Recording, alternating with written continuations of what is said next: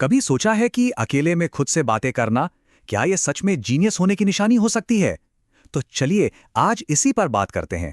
याद कीजिए, कभी सुपरमार्केट में कुछ ढूंढ रहे हो और मुंह से निकल गया हो, अरे वो चीज कहाँ गई? या शायद किसी जरूरी मीटिंग से पहले शीशे के सामने खुद ही प्रैक्टिस कर रहे हो।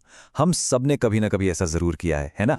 और जैसे ही कोई हमें ऐसा करते देख लेता है तो दिमाग में पहला ख्याल क्या आता है? यही ना, कि कहीं मैं पागल तो नहीं हो रहा, या फिर इसके पीछे कोई गहरा विज्ञान छिपा है। इसे एक अजीब आदत की तरह देखने की जरूरत नहीं है। असल में ये हमारे दिमाग के अंदर चल रही एक प्राइवेट बातचीत है जो कभी कभी बस होठों से बाहर आ जाती है। चौंक गए ना?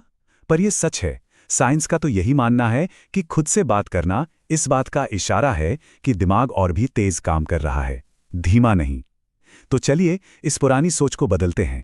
अच्छा, तो ये सब शुरू कहाँ से होता है? ये सब शुरू होता है हमारे दिमाग की उस अंदरूनी आवाज से। वो आवाज जो कभी चुप ही नहीं होती, जो हर पल हमारे साथ रहती है। यही वो आवाज है जो हमें दिन भर की चीजें याद दिलाती है। अरे हाँ, दूध भी तो लेना था।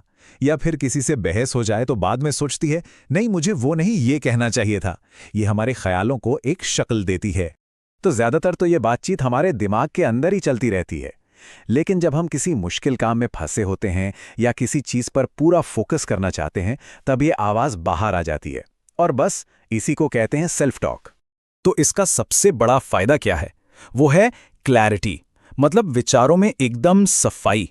जब दिमाग में सब कुछ उलझावा लगता है ना, तो उन्हें जोर से बोल देना सब कुछ सुलझाने जैसा होता है। ये देखिए, बिल्कुल ऐसे दिमाग के अंदर हमारे विचार ना अक्सर एक उलझे हुए धागे की तरह होते हैं।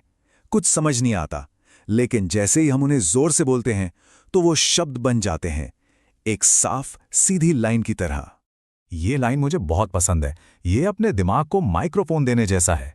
सोचिए जरा, कितना सही है। जैसे ही हम बोलते हैं, हमारे बिखरे हुए विचार एक क्लियर मैसेज बन जाते हैं, हमारा फोकस बढ़ जाता है।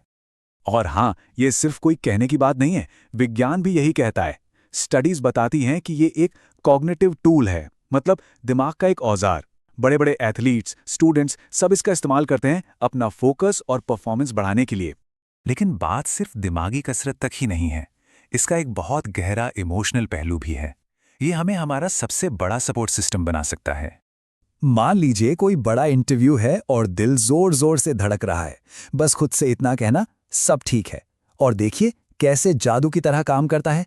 ये तुरंत उस घबराहट को कम कर देता है। या फिर जब कोई मुश्किल पहाड़ जैसी लगे तो खुद को बस ये याद दिलाना कि हाँ, इसे संभाला जा सकता है, हमारे अंदर हिम्मत भर देता है ना? ये हमारी अपनी मोटिवेशनल स्पीच है। तो देखा जाए तो ये सेल्फ टॉक क्या है? ये हमारा अपना पर्सनल कोच है, अपना थेरेपिस्ट है, और हमारा सबसे पक्का दोस्त भी, जो हमेशा हमारे साथ होता है। लेकिन हाँ, एक मिनट रुकिए, यहां एक बहुत जरूरी बात समझनी होगी। हर तरह की खुद से बात एक जैसी नहीं होती। इसको ध्यान से देखिए।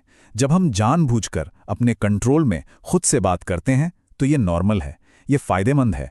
लेकिन अगर किसी को ऐसी आवाजें सुनाई दें जिन पर उसका कोई कंट्रोल नहीं है, जो बाहर से आती हुई लगें, तो ये चिंता की बात हो सकती है। और ऐसे में विशेषज्ञ की मदद लेना बहुत जरूरी है। तो ये फर्क जानना बहुत बहुत जरूरी है। तो फिर आखिर में हम क्या कह सकते हैं? इस पूरी बातचीत का निचोड़ क्या है? देखिए, खुद से बात करना कोई पागलपन की निशानी नहीं है। ये तो हमारे दिमाग का एक तरीका है, चीजों को ऑर्गेनाइज करने का, उन्हें समझने का, और खुद को सही रास्ता दिखाने का। तो अगली बार अगर खुद को अकेले में कुछ बोलते हुए पाएं तो शर्माने की जरूरत नहीं है। बस ये याद रखिएगा कि आप दुनिया के सबसे जरूरी इंसान से बात कर रहे हैं, और वो हैं आप खुद। तो चलिए एक मजेदार बात शेयर करते हैं। कभी खुद से कोई मजेदार बात कही हो तो नीचे कमेंट्स में जरूर बताइए। और अगर इस बातचीत से आपको अपने अंदर की आवाज को थोड़ा बेहतर समझने में मदद मिली हो तो लाइक जरूर कीजिएगा। और ऐसे ही और दिलचस्प विषयों पर बात करने के लिए सब्सक्राइब करना मत भूलिएगा।